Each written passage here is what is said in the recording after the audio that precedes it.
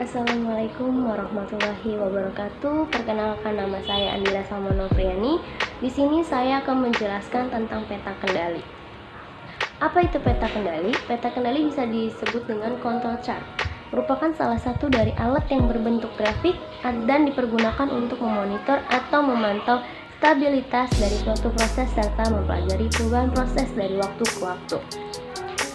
Control chart memiliki upper line, garis atas untuk upper control limit, batas kontrol tertinggi, lower line, garis bawah untuk lower control limit, batas kontrol terendah, dan central line, garis tengah.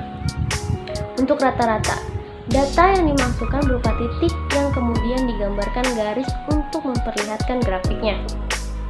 Kapan kita gunakan control chart? Yang pertama, saat kita ingin mengontrol proses yang sedang berlangsung dengan menemukan dan memperbaiki masalah yang terjadi. Yang kedua, saat kita ingin memprediksi atau mendapatkan kisaran dari hasil suatu proses. Yang ketiga, saat kita ingin mengetahui apakah proses yang kita pelajari tersebut stabil.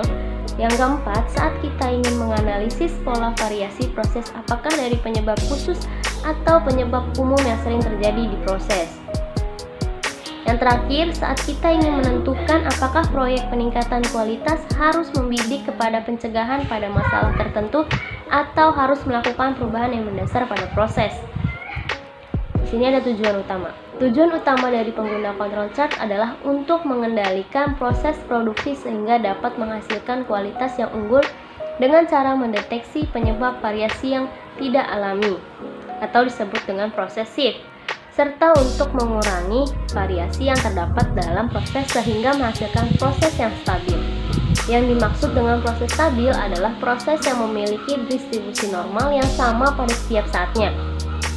Perlu diketahui bahwa proses stabil yang dimaksud di sini tetap memiliki variasi, tetapi variasinya sangat kecil dan dapat dikendalikan. Prosedur control chart yang belum pernah kita ketahui. Yang pertama, pilih jenis control chart yang sesuai untuk data yang kita ambil. 2. Tentukan waktu atau periode pengambilan data, sampling plan, dan jumlah data yang diinginkan. 3. Pengumpulan data dan rekam data tersebut setidaknya 20-25 subgroup. Yang keempat, hitunglah masing-masing data statistik subgroup. Buatkan tabel tabulasi untuk mempermudah perhitungan rata-rata X, range, dan rata-rata range. Yang kelima, identifikasikan skala yang tepat dan cocok, kemudian masukkan ke dalam data statistik. Yang keenam, hitunglah garis tengah dan batas kontrol untuk UCL dan LCL sesuai dengan rumus masing-masing control chart. Yang ketujuh, ujilah chart yang telah dimasukkan data tersebut. Dan yang terakhir, lakukanlah investigasi dan tindakan perbaikan jika diperlukan. Di sini ada contoh dari X-bar chart, panjang kaki komponen A.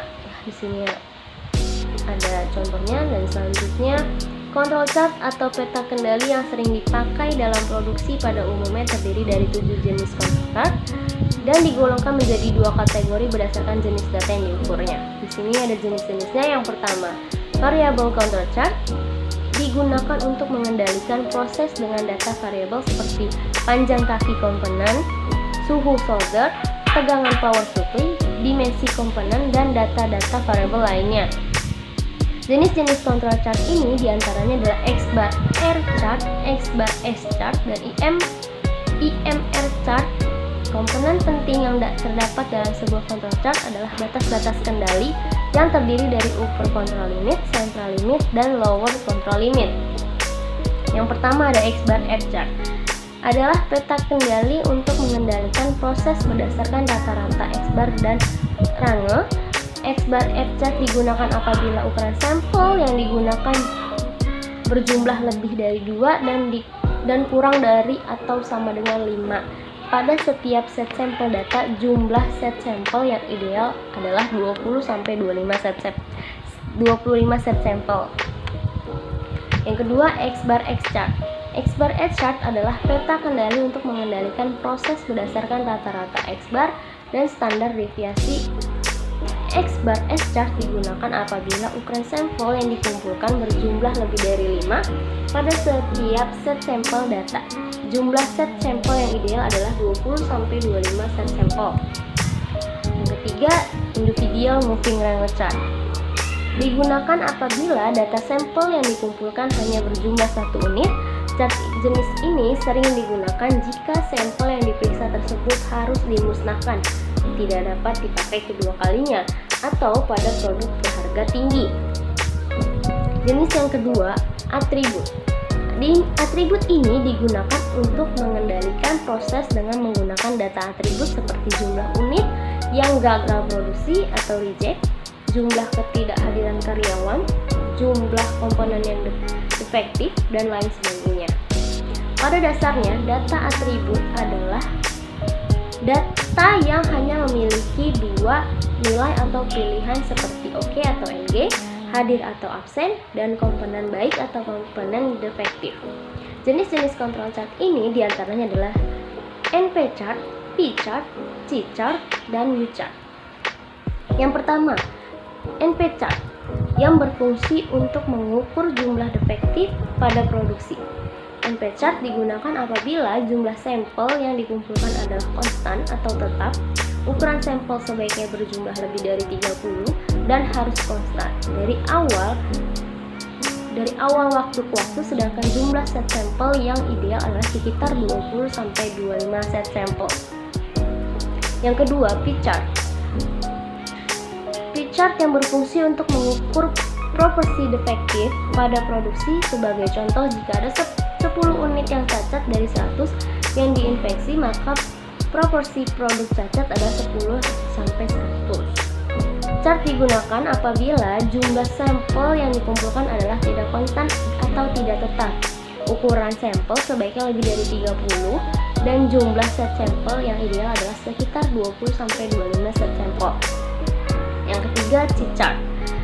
C-chart adalah jenis control chart yang berfungsi untuk mengukur banyaknya jumlah defek atau ketidaksesuaian yang terdapat dalam unit yang diproduksi. C-chart digunakan apabila jumlah kesempatan yang defek adalah konstan atau tetap. Yang terakhir, UP chart. Sama seperti C-chart, U-chart digunakan untuk mengukur banyaknya jumlah defek atau ketidaksesuaian dalam unit yang diproduksi. Penggunaan U-chart apabila jumlah kesempatan yang defek adalah non-konstan atau tidak tetap. Di sini ada rumus-rumus control chart. Rumus-rumus control chart untuk menghitung berbeda-beda tergantung jenis control chart yang dipergunakannya. Berikut rumus-rumusnya ada di gambar. Jenis chartnya sesuai dengan SR, IX, MR, PNP, CU. Rumus dari control chartnya. Terima kasih. Sekian penjelasan saya tentang peta kendali. Mohon maaf bila ada kekurangannya. Saya akhiri. Wassalamualaikum warahmatullahi wabarakatuh.